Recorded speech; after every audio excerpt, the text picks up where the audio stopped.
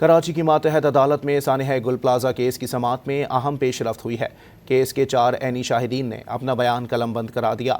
13 साला आर्या ने बताया कि 17 जनवरी को हुज़ैफ़ा अपने अब्बू की दुकान पर बैठा माचिस से खेल रहा था, जिससे आग लग गई।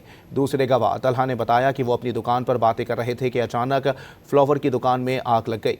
तीसरे गवाह वहीद ने बताया कि हम दुकान में बैठे थे, इस दौरान सुना कि आग लग गई। आग जब ज़्यादा तेज़ हुई तो मार्केट से बाहर निकल आया।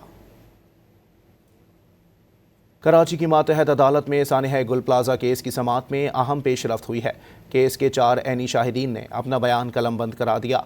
13 साला आर्या ने बताया कि 17 जनवरी को हुज़ैफ़ा अपने अब्बू की दुकान पर बैठा माचिस से खेल रहा था, जिससे आग लग गई।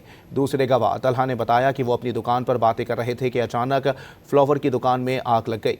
तीसरे गवाह वहीद ने बताया कि हम दुकान में बैठे थे, इस दौरान सुना कि आग लग गई। आग जब ज़्यादा तेज़ हुई तो मार्केट से बाहर निकल आया।